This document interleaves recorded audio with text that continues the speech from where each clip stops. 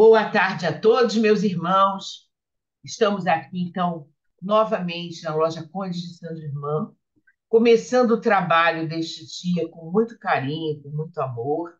E hoje nós temos uma visita muito especial, que é a nossa irmã Raquel Campanati, que é a responsável atual pela Ordem Teosófica de Serviço Nacional e também é quem é, é a responsável, né? É diretora do Guete de Juiz de Fora.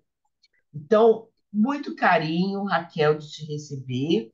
E a Raquel vai nos falar sobre teosofia prática e filantropia. Tudo a ver, né? Você está gravando, Raquel? Eu vou colocar então para você gravar, tá? Ah, eu pedi uma permissão, não sei se você recebeu aí. Já recebi, sim. Eu vou te Tá, colocar eu acho aqui como co-host, então. que é isso para eu apresentar, né? Deixa eu ver se eu já consigo. Ainda não. Pronto, agora sim, Tá, já está.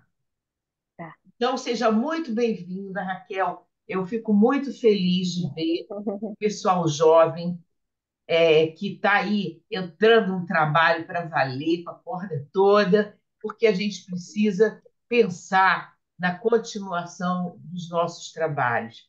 E a continuação, ela segue sempre. Tem que ter sempre gente nova, tem que ter sempre uma renovação. Então, eu vejo na Daphne, na Raquel e outros jovens que estão surgindo uma renovação muito grande. Isso deixa a gente muito feliz e confiante no futuro. Então, Raquel, agora é com você. Estamos aqui te ouvindo. Olá, irmãos e irmãs, boa tarde. Obrigada pelo convite. É uma alegria, uma honra estar com vocês na loja Condição de Irmã. E com muita alegria também vejo a Daphne aqui, quanto tempo não havia. Acho que um dos primeiros encontros que eu fiz também no grupo jovem foi com a Daphne, estava com ela. Bom, e hoje, né, estamos aqui reunidos para falar sobre teosofia prática e filantropia. E como a Regina estava conversando, estava comentando aqui, a gente está tentando fazer o trabalho, né? Estamos aprendendo, né? Então, eu aqui na OTS, né, à frente da OTS, estou tentando dar continuidade a esse trabalho que Regina brilhantemente já esteve à frente também, até hoje é uma atuante, nosso braço direito. E e hoje eu trago, então, essas reflexões, mas como não sei se o que eu vou trazer, eu acredito que não, não são coisas novas, novidades para vocês, mas sim para trazer uma palavra que seja para inspirar ainda mais o trabalho daqueles que já fazem, ou para aqueles que têm vontade de iniciar um trabalho e se imaginar o porquê fazer, né? Por que a gente deveria fazer, colocar essa teosofia em prática, fazer uma teosofia engajada, né? Então, essa é a, essa é a minha mensagem. Então, eu vou compartilhar aqui com vocês. Vocês conseguem ver? Eu estou Tá, vendo. tá. Então, Eu também tô vendo. bom, esse então foi o assunto que eu levei para a escola de verão, né? E lá tinha como tema o sentido da vida e a arte de viver. E eu dei continuidade a essa exposição com esse subtítulo, porque aqui a gente está tentando fazer uma conexão entre a teosofia prática, a teosofia engajada e filantropia, e qual o sentido disso na minha vida. Faz sentido? Por quê? Por que uma teosofia engajada? Por que uma teosofia prática?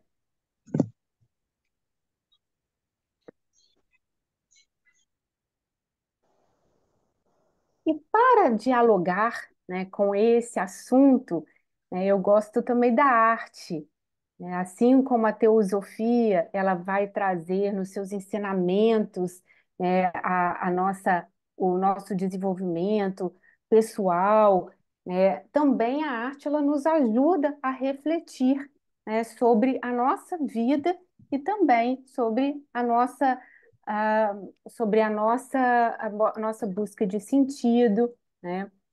Então, esse livro que eu trouxe e que eu gostaria de pedir licença para eu ler uma passagem, ele se chama Morte de Ivan Ilitch. Ele é considerado a melhor novela de Tolstói. Foi escrito em 1886. E esse livro, ele vai iniciar, né, já no título está falando sobre a morte de Ivan Ilitch, então não é nenhum spoiler, né, sobre falar que ele morre, né, no livro. Já na primeira cena do livro, a gente sabe que o Ivan Ilitch ele vai morrer. Então é um anúncio da morte dele. A segunda cena desse livro é o velório e se encerra de uma forma muito especial, porque há um diálogo interno do Ivan Ilitch, né, consigo mesmo. Ele faz essa conversa interna e foi permitida porque ele estava sozinho nos seus últimos momentos de vida, nos seus últimos dias, porque ele vivia uma vida muito materialista, muito fútil, ele e a família dele, os seus amigos, e no final da sua vida, então, ele estava sozinho. Ele estava sem ele se viu sozinho, sem a ajuda dos amigos, sem a ajuda da família, de uma forma como ele viveu, meio individualista, materialista, e aqueles que ele tinha por perto eram parecido como ele, parecido, né, assim como ele. Então, esse texto, ele aborda questionamentos sobre o sentido da vida e a busca do entendimento a respeito da fase que a maioria dos humanos rechaça, a morte. E aqui, então, eu trago a morte como uma reflexão para a gente lá no final da nossa vida pensar, porque esse é um pouco do objetivo da arte, né? A gente se colocar no lugar daquela personagem e a gente se imaginar, e se fosse a gente, né? Então, o Ivan Ilitch ele está lá no final da vida e ele pode fazer com que e esse texto pode mexer com a gente assim como mexeu comigo. Não sei se mexeria com vocês, eu acredito que sim. A gente encerra o livro, ele acaba ele continua dentro da gente, se movimentando. Então, o Ivan Ilitch ele viveu uma vida fútil, de intolerância, zelo moral, a busca desmedida do reconhecimento, do status, além da valorização profissional. Então, eles são questionados nesse momento, né, em que ele se depara com esse sentimento de finitude e a real proximidade da morte. Então, eu peço licença para eu ler o final, aonde ele tem já está nos últimos dias de vida dele.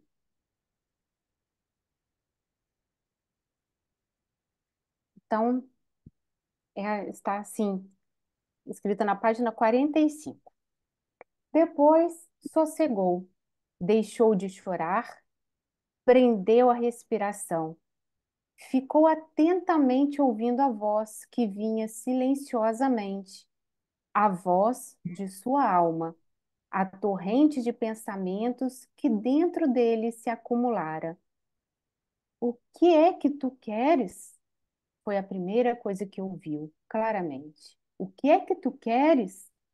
O que é que tu queres? Repetiu e respondeu: Eu quero viver, viver sem sofrer. E novamente prestou atenção em tão concentradamente que nem a dor o desviava. Viver? Como? Perguntou a voz interior. Ora, viver como sempre vivi. Bem, agradavelmente, respondeu. Como viveste antes? Bem e agradavelmente, tornou a voz. E ele começou a repassar na imaginação os melhores momentos de sua vida. Mas, coisa estranha, tais momentos não lhe pareciam agora tão agradáveis como como acreditava, cuidava que fossem, salvo as primeiras recordações da infância. E quando ele entrou a repassar o período que gerara o atual Ivan Ilitch, tudo que lhe parecia ser alegria se desmoronara ante seus olhos, reduzindo-se a algo desprezível e vil. E quanto mais longe da infância e mais perto do presente, tanto mais as alegrias que vivera lhe pareciam insignificantes e vazias. Já finalizando. Mas o que significa isso, afinal? Por quê? Impossível. A vida não pode ser assim, tão sem sentido e nojenta. Mas, se ela foi tão nojenta e sem sentido, por que devo eu morrer e morrer sofrendo? Alguma coisa está errada. Talvez eu não tenha vivido como deveria. Acudiu-lhe de súbito. Mas de que sorte, se eu sempre procedi como era preciso? Imediatamente afastou a única hipótese possível para o enigma da vida e da morte. E o que queres agora? Viver? Viver de que maneira? Então, irmãos, eu li uma passagem final em que Van Ilitch, ele conversa consigo mesmo, né, e vê a sua vida agora já tendo em vista a sua morte, a finitude da sua vida. Ele está conversando, na verdade, sozinho no sofá, olhando os botões, aqueles botões de couro, sabe, o sofá, aquele revestido, né?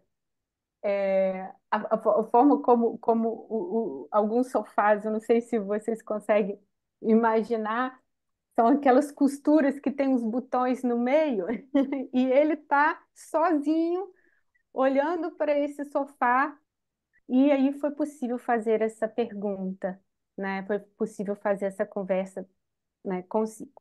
Quando eu fechei esse livro, eu falei assim, nossa, tem algo para mim aí. Porque se a gente pode fazer uma reflexão sobre a morte neste momento atual, isso é muito rico, porque eu tenho condições de fazer da minha vida agora algo que tenha mais sentido. Se eu verifico que falta algo, se eu verifico que talvez eu não esteja conduzindo a minha vida de acordo com essa minha consciência mais elevada, mas por quando eu fecho meus olhos não me sinto em paz, talvez agora eu possa fazer uma forma, né, conduzir a minha vida de uma forma diferente.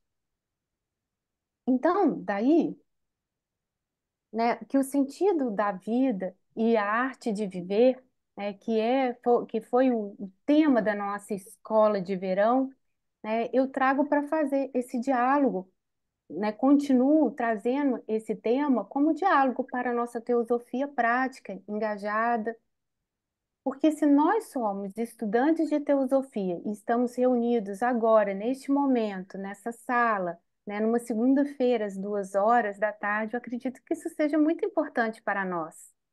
Mas mais do que estudar a teosofia, será que a gente consegue colocá-la em prática?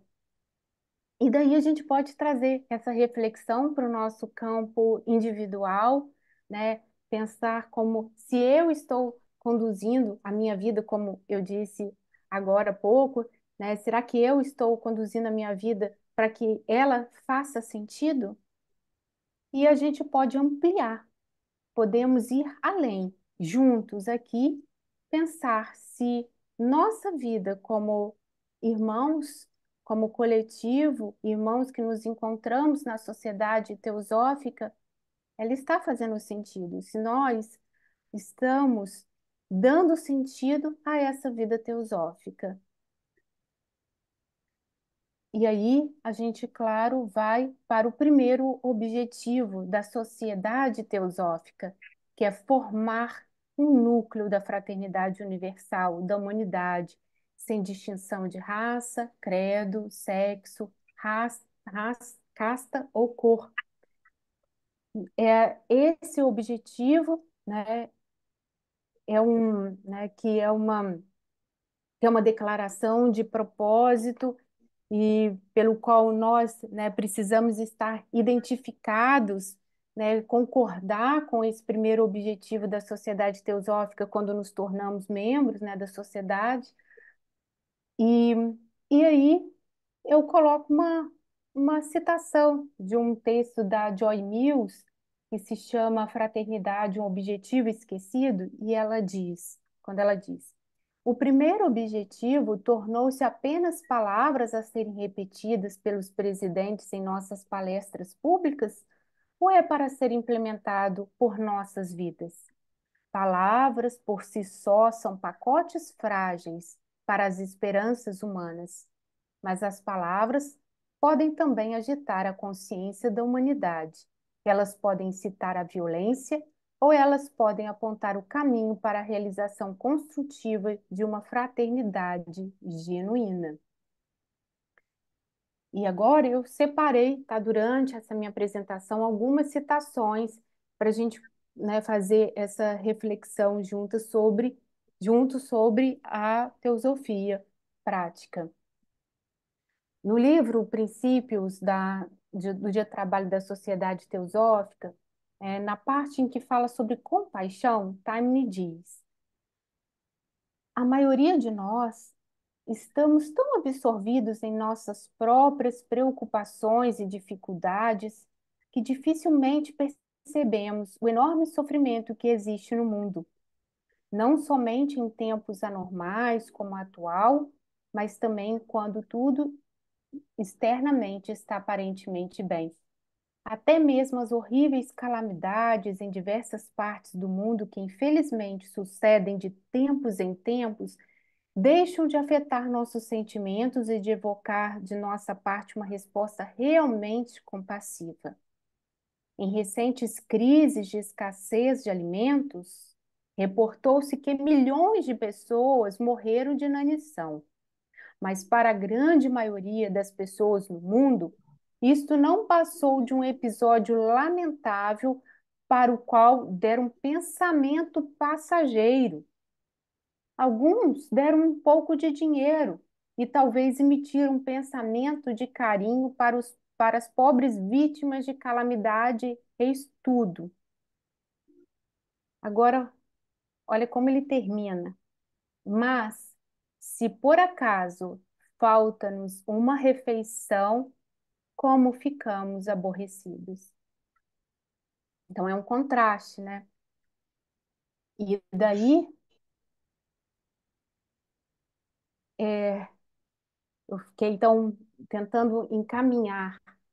E o que eu acredito, né, que seja esse sentido, qual o sentido caminha essa teosofia prática, né? Então, para mim, Raquel, e aí eu estou falando por mim, é nesse sentido de unidade de toda a vida, do amor.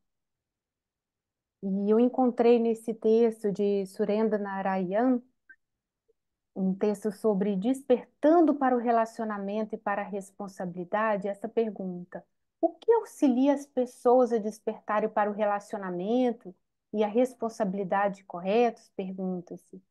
Uma resposta aparentemente simples parece ser a que se encontra na clássica obra teosófica Luz no Caminho, onde é dito: mata todo o sentimento de separatividade. Pode-se dizer isso um pouquinho diferente. Tenta elevar-te acima da mente separativa. O relacionamento não pode germinar, muito menos florescer, em uma atmosfera de separatividade, numa mente que vive em divisão. Uma mente separativa não pode ser uma mente sábia, nem pode levar a uma sociedade nobre, pois a sabedoria é unitiva e a nobreza é magnânima.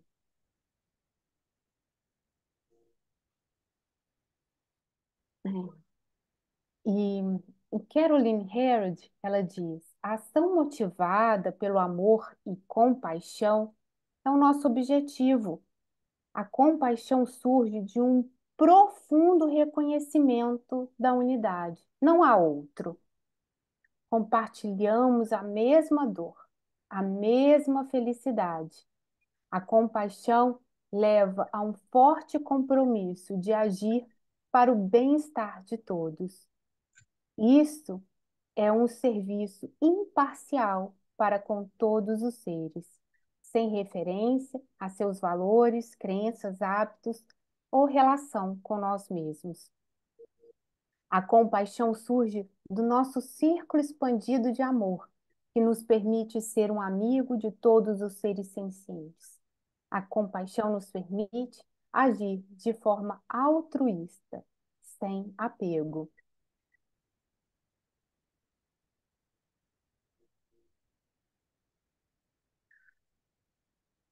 Em teosofia prática, hum, John- General Jadasa diz: existem verdades teosóficas fundamentais que transformam a atitude do homem em relação à vida quando ele começa a vivenciá-las, como o homem aprende a cooperar com o plano de Deus, em primeiro lugar, quando começa a ajudar seus semelhantes. E a terceira verdade nos ensina que cada homem está ligado por laços invisíveis a todos os seus semelhantes, que eles crescem e caem com ele do mesmo modo que o seu destino está ligado ao deles. E somente quando ele ajuda o todo do qual é parte, realmente está ajudando a si mesmo. O amor para com os nossos semelhantes e o altruísmo, em sua mais alta forma, são, portanto, coisas essenciais ao nosso desenvolvimento. Então, quando a gente pensa em teosofia prática, em filantropia, eu penso na importância de nós conectarmos os assuntos teosóficos, a teoria teosófica com o nosso mundo, colocar ele a serviço do mundo, da humanidade, e tentando trabalhar em cima das questões atuais, da contemporaneidade. Então, Ana Cristina, ontem, por exemplo, na sala de estudo da OTS, ela trouxe a questão das mulheres. Então, e como que é importante nós trabalharmos, né, para um mundo mais digno para as mulheres, em relação à questão do estudo, né, a questão social, ambiental. Então, a viver a teosofia e viver a teosofia prática, é nós fazermos esse trabalho interno de autolapidação e poder transformar também, ajudar a transformar o mundo.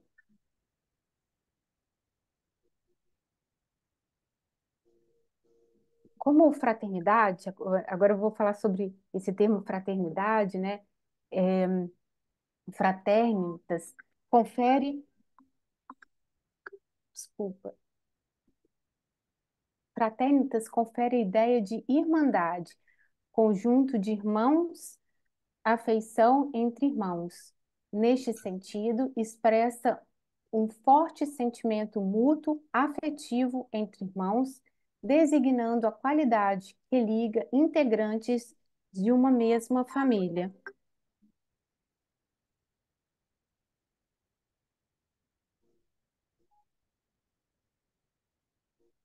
Filantropia é um conceito antigo, cujo significado vem se transformando ao longo dos séculos.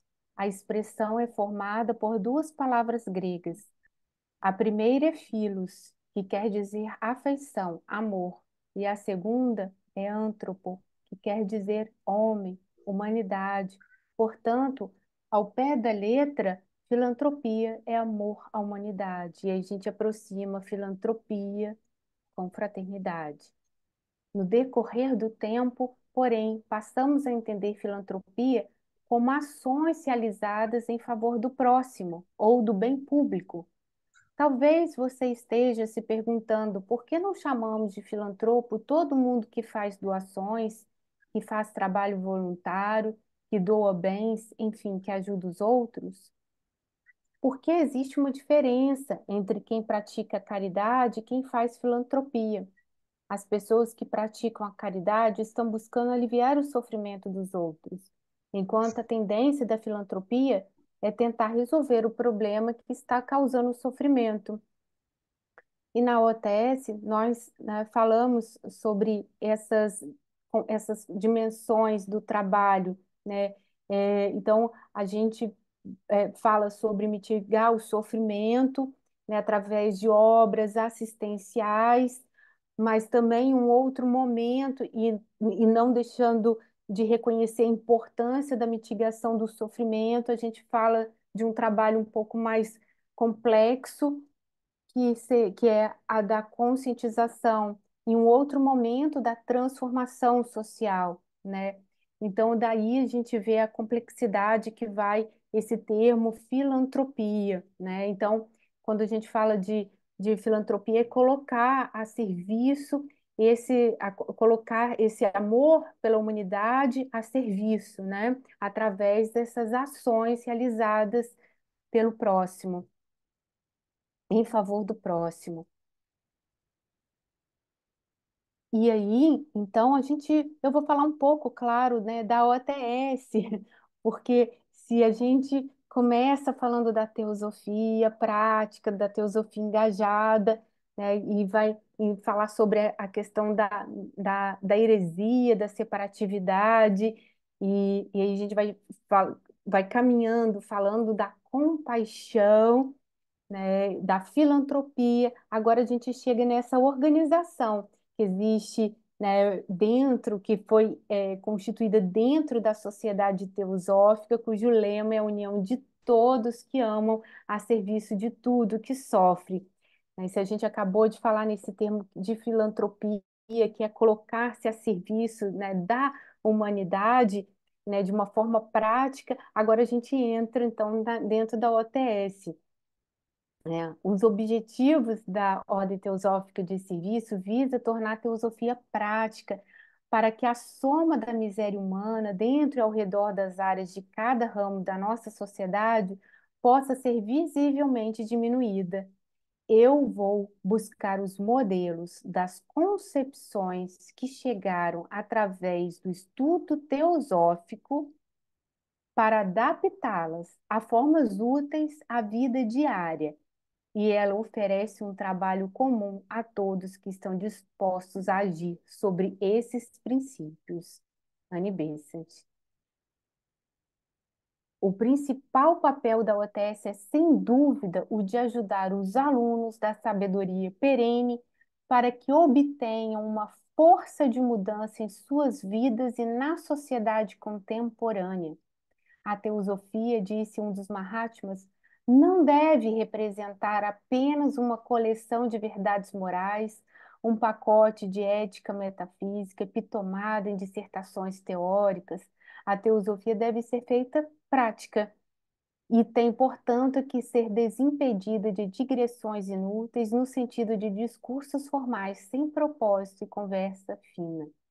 Os teósofos são amigos de todos os movimentos do mundo, sejam intelectuais ou simplesmente práticos, para amenização da condição da humanidade. Então, o propósito da ordem teosófica de serviço é duplo. É o serviço altruísta aos necessitados e em sofrimento e a transformação interna do servidor.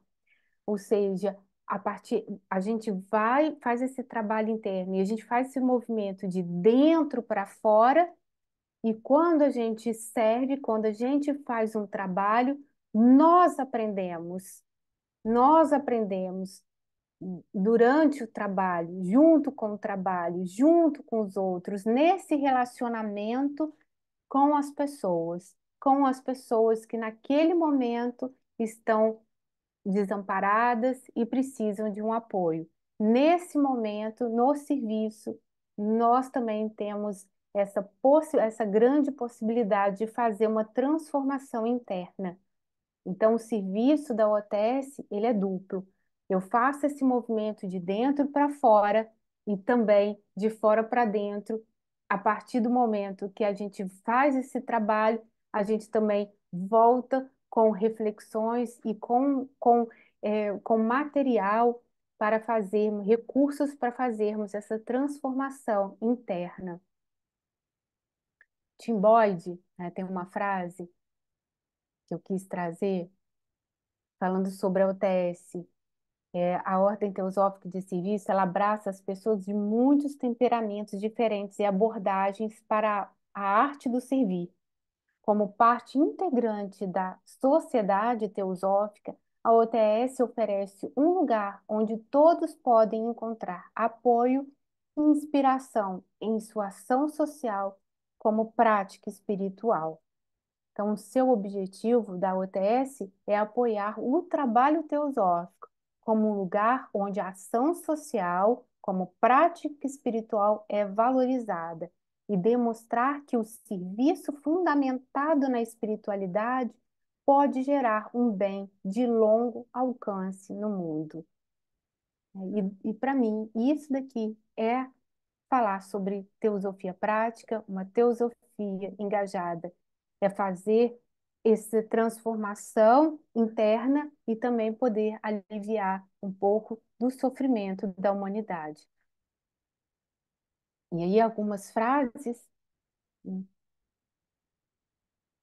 a Anne Besant, nenhuma alma que aspira pode algum dia falhar ao subir.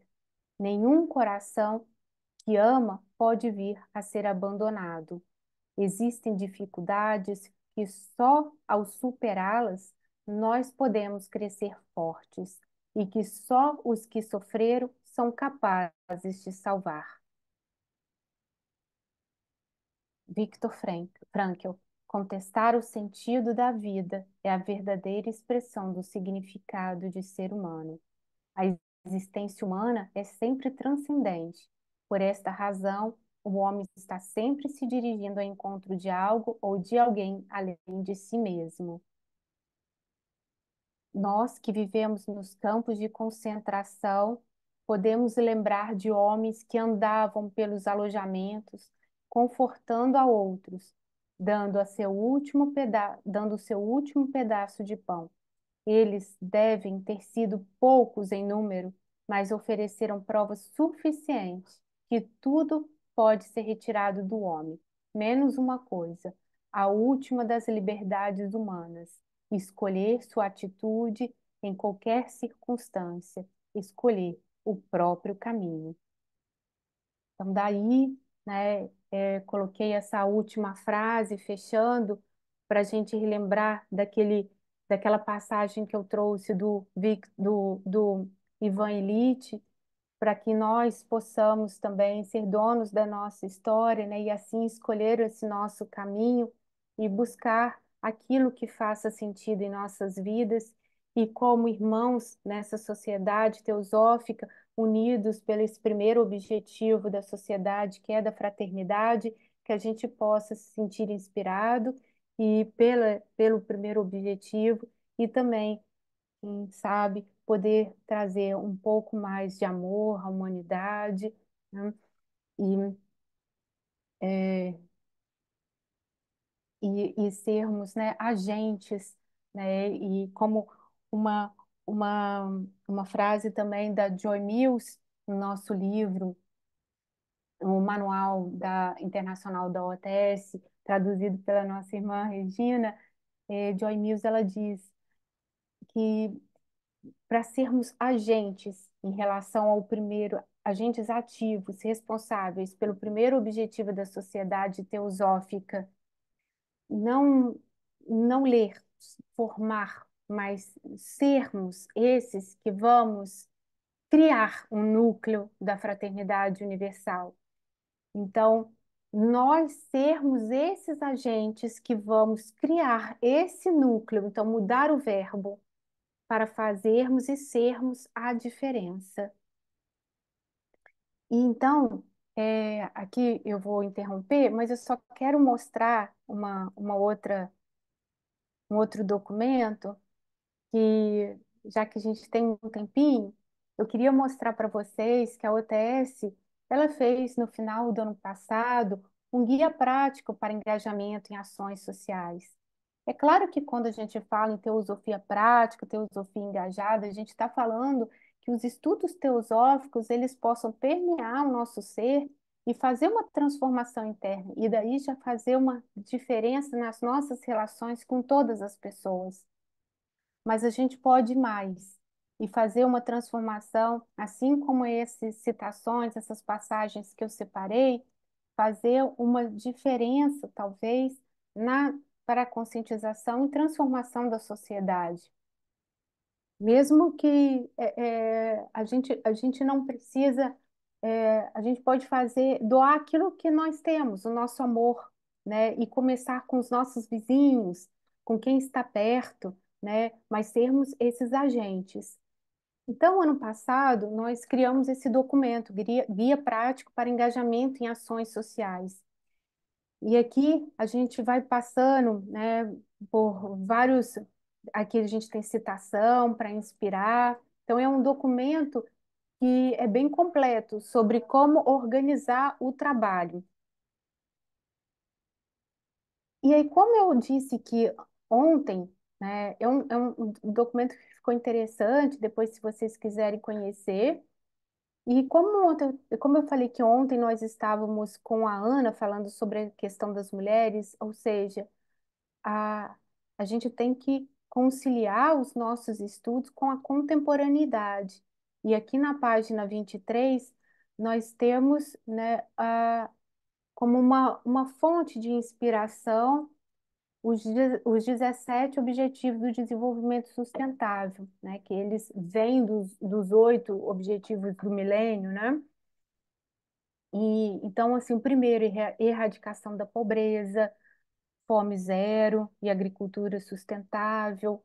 O terceiro, saúde e bem-estar, educação de qualidade, igualdade de gênero, água potável e saneamento, energia limpa e acessível, trabalho decente e crescimento econômico, indústria, inovação e infraestrutura, redução das desigualdades, cidades e comunidades sustentáveis, consumo e produção responsáveis, ação contra a mudança global do clima, vida na água, vida terrestre, paz, justiça e instituições eficazes, e parcerias e meios de implementação.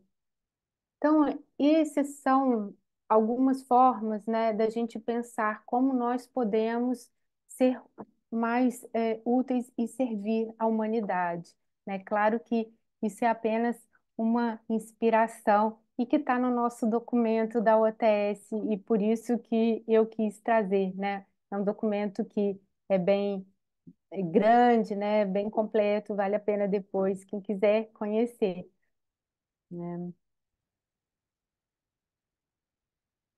Então, irmãos, irmãs, finalizo aqui a minha apresentação, Regina, e acho que esse assunto é sempre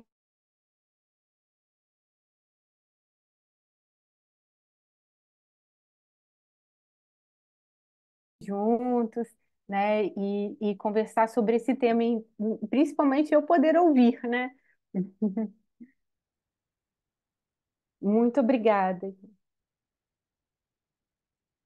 Você tá no mudo, Regina.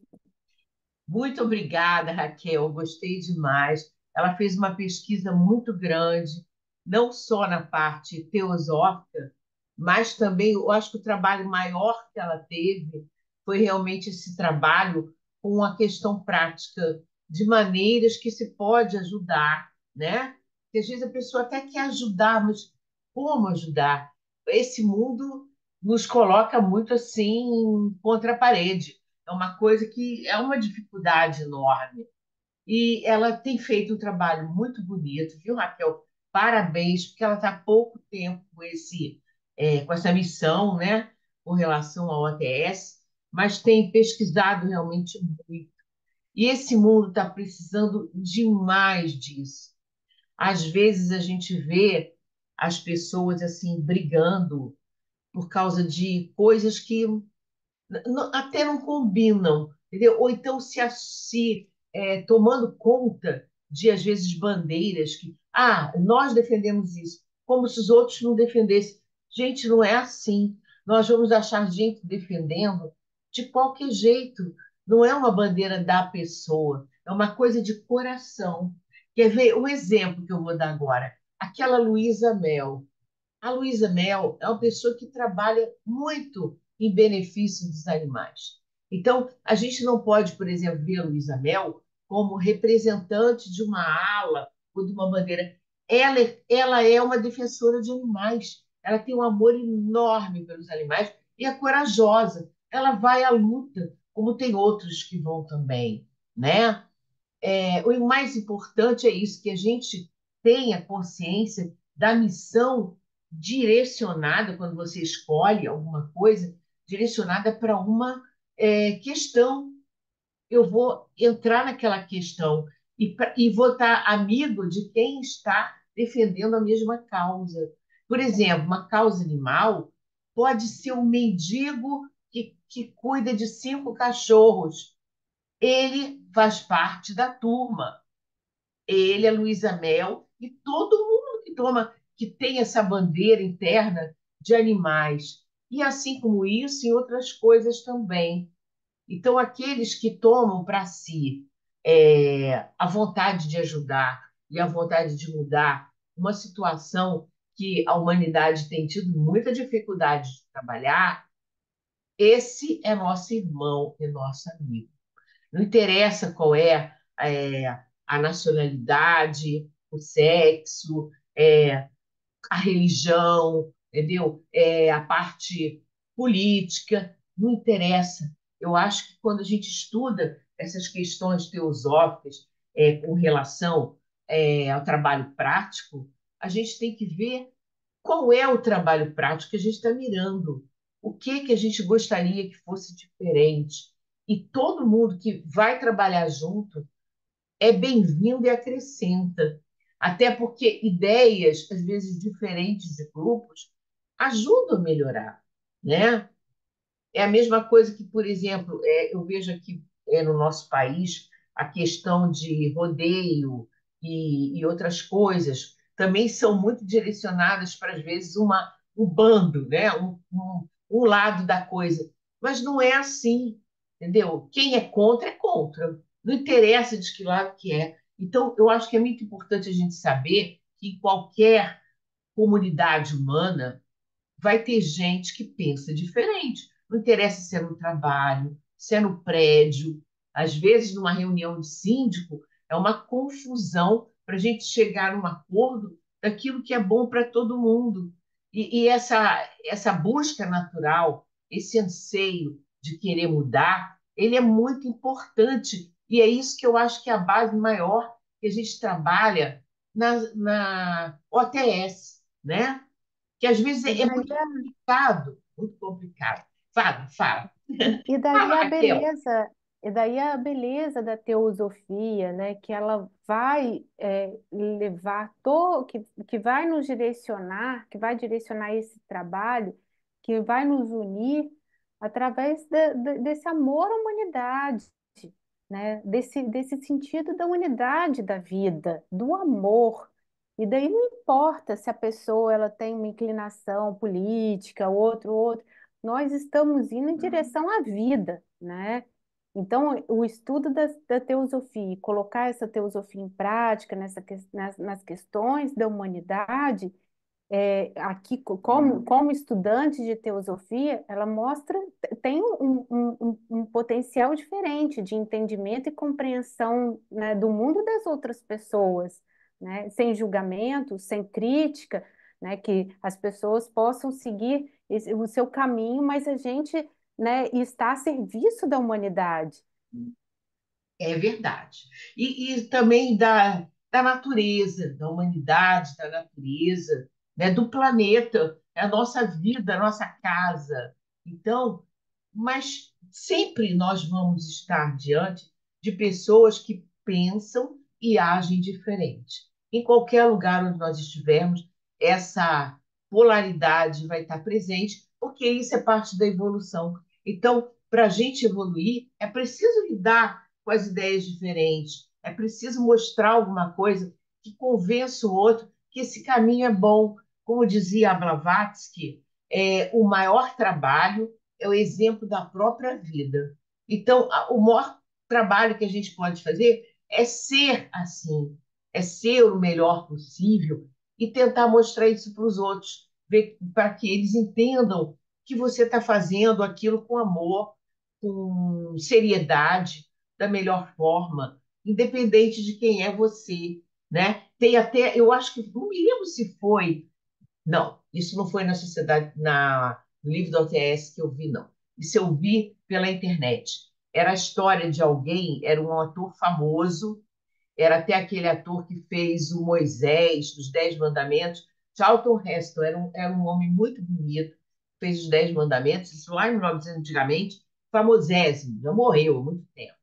Mas então, ele, naquela época dos direitos dos negros, por exemplo, ele não era uma pessoa, vamos dizer assim, que fosse desse tipo de enfrentamento, de lutar por uma causa. Ele não era assim, ele não tinha esse perfil. Mas no momento que houve aquele negócio dos negros, dos direitos, ele foi para lá, ele apareceu em todas as caminhadas, né, que aconteceram nessa direção, botou a cara dele lá e fez o trabalho. E aí as pessoas, poxa, mas não achava que ele ia fazer isso.